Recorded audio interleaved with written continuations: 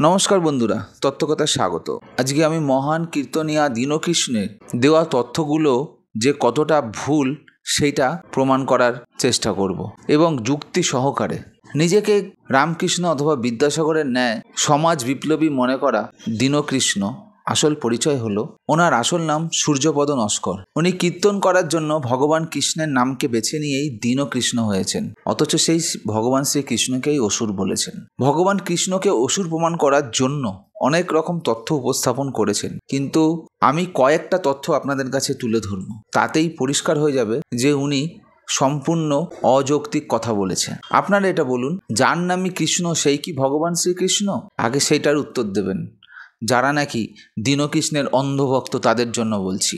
একটা মানুষ হঠাৎ করে উঠে এসে ভগবান কৃষ্ণকে অসুর বলে দিল এবং সে ঋগ্বেদের একটি তথ্যকে আপনাদের সামনে তুলে ধরল এবং তার জন্ম, ভগবান শ্রীকৃষ্ণের জন্ম নিয়ে একটি মিথ্যা প্রচার করলো।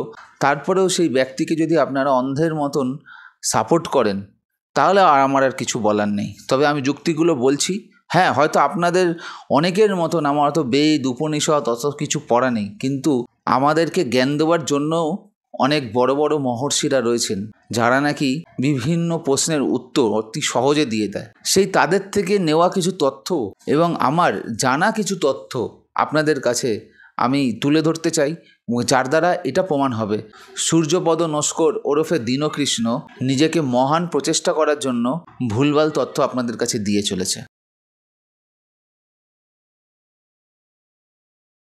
প্রথম পয়েন্ট হলো, উনি বলেছেন ভগবান কৃষ্ণ দেবকীর যেহেতু পুত্র এবং দেবকী কংসের বোন, তাই জন্য সে অসুর, মানে কংস অসুর বংশের লোক।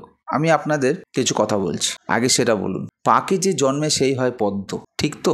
মানুষ তার কর্মে হয় ভগবান না হয় অসুর। ভগবান শ্রীকৃষ্ণ ঠিক সেরকমই ছিল, একজন মানুষ ছিল এবং সে তার কর্মে ভগবান হয়েছে। তারপরেও দীনকৃষ্ণের তথ্য অনুযায়ী আমি কিছু কথা বলতে চাই। উনি বললেন যে কৃষ্ণ কার ছেলে ছিল?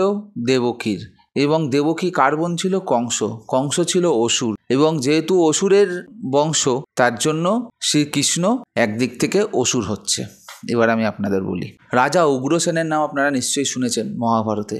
উগ্রসেনের পুত্র হলো কংস। উগ্রসেন ছিলেন একজন অত্যন্ত সৎনিষ্ঠ রাজা, যিনি মানুষ ছিলেন, যদুবংশের রাজা ছিলেন। ওনার স্ত্রীর নাম ছিল পদ্মাবতী এবং ওনার একটাই সন্তান, সে হলো কংস। কিন্তু কংসের জন্ম নিয়ে একটা কথা আছে। কংসর জন্ম হয়েছিল অবৈধভাবে। সেটা কিভাবে? তা হলো, উগ্রসেনের স্ত্রী পদ্মাবতী ছিলেন অত্যাধিক সুন্দরী। দ্রুমিল নামের এক রাক্ষস সেই উগ্রসেনের স্ত্রী পদ্মাবতীর উপর মোহিত হয়ে ওনার সাথে মিলন করার জন্য উগ্রসেনের ছদ্মবেশ ধরে পদ্মাবতীর সাথে ঘনিষ্ঠ হয় ও তার যে পুত্র হয় সেই পুত্র হচ্ছে কংস। মানে কংস হচ্ছে অবৈধ সন্তান, উগ্রসেনের নিজের ঔরসে জন্মানো সন্তান নয়।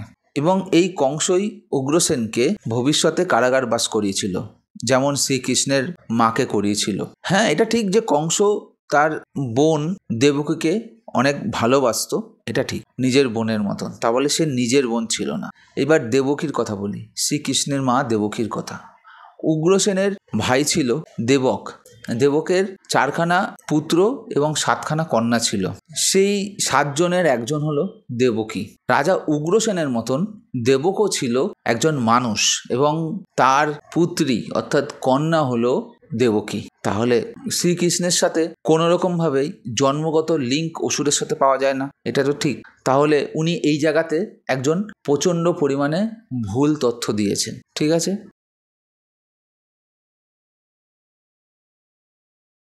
আর দ্বিতীয় পয়েন্ট, যেটা সবচাইতে একটা হাস্যকর পয়েন্ট, শ্রীকৃষ্ণের নাকি গোঁফ ছিল এবং সেই গোঁফ কাটার পরে উনি নাকি হয়ে গেছেন ভগবান। মানে উনি ডিফাইন করতে চাইছেন যে ভগবানের গোঁফ থাকে না আর অসুরদের গোঁফ থাকে। এরকমভাবে অবশ্য বিভিন্ন পুরাণে বা বিভিন্ন ধর্মীয় শাস্ত্রগুলোতে এরকমভাবে ডিফাইন করা আছে যে এরকম থাকে। এটা কিন্তু ঠিকই বলেছেন উনি, কিন্তু ভগবান কৃষ্ণের গোঁফ ছিল এটা উনি কোথা দিয়ে পেল সেটা আমার খুব জানার ইচ্ছা আছে। ভগবান কৃষ্ণের কোথায় গোঁফ ছিল? মিস্টার দীনকৃষ্ণ কীর্তনিয়া নিশ্চয়ই জানেন, অর্জুন পুত্র অভিমন্যুর স্ত্রীর উত্তরা শ্রীকৃষ্ণের ডেসক্রিপশন দিয়েছিলেন। তা সেখানে উনি যা ডেসক্রিপশন দিয়েছেন সেই অনুযায়ী বজ্রনাভ বা বজ্রনাভি, এটা উনি জানেন নাকি আমি জানি না, আমি বলছি ভগবান শ্রীকৃষ্ণের গ্রেট গ্র্যান্ডসন ছিলেন, মানে তার ছেলের ঘরের ছেলের নাতি। তা উনি শিল্পী দিয়ে পাথরের মধ্যে সেই বর্ণনা অনুযায়ী শ্রীকৃষ্ণের নকশা করিয়েছিলেন ও সেই নকশা ও উত্তরার বর্ণনার সাথে মিল করেই শিল্পীরা ভগবান শ্রীকৃষ্ণের একটি রূপ প্রদান করেছেন, যেই ছবি আমরা বর্তমানে পূজা করে থাকি। এই হলো ওনার গোফ আলা শ্রীকৃষ্ণ বা গোফ ছাড়া শ্রীকৃষ্ণের বর্ণনা। এটা আমার কথা না, মাইথোলজিস্ট দেবদত্ত যে নাকি এরকম বিভিন্ন পৌরাণিক কাহিনী তার লেখনীতে রেখেছেন, সেই দেবদত্তের থেকে নেওয়া তথ্য থেকে আমি বলছি। আর যদি চ্যালেঞ্জ করতে হয় দেবদত্তকে চ্যালেঞ্জ করবেন, আমাকে না।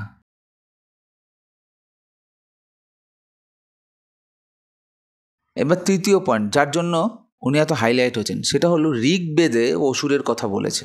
উনি হয়তো জানেন না যে ঋগ্বেদ বা বেদ কখন লেখা হয়েছে। ঋগ্বেদ যখন লেখা হয়েছে তখন ভগবান শ্রীকৃষ্ণর নামে পৃথিবীতে কিছুই ছিল না, এবং উনি যে কৃষ্ণের কথা বলেছেন সেই কৃষ্ণ অসুর কৃষ্ণ। কৃষ্ণের কত মানে হয় জানেন আগে আপনি এটা জানুন। কেন আগে এরকম যে বলে আমাদেরকে হার্ট করছেন, মানে আমরা যারা হিন্দু সনাতনী তাদেরকে হার্ট করছেন আমি জানি না।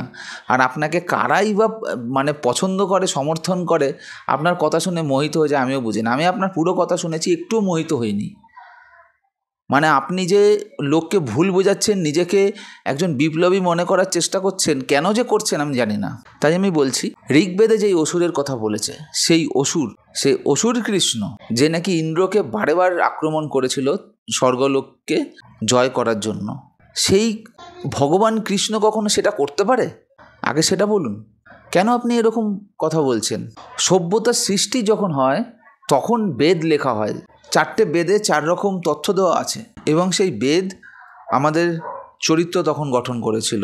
তার জন্যই আজকে এই সভ্য সমাজ সৃষ্টি হয়েছে। যাই হোক, মিস্টার সূর্যপদ নস্কর ওরফে কীর্তনিয়া দীনকৃষ্ণ, আপনাকে বলছি আপনি আপনার কথাগুলো হয় ফিরিয়ে নিন, নালে এরকম যুক্তি খাড়া করবেন না যাতে কয়েকশো কোটি মানুষ আপনার কথায় দুঃখ পায়, এবং যারা নাকি আমাদের ধর্মকে ছোট করার চেষ্টা করে তারা জানি মাথা চাড়া না দিয়ে উঠতে পারে।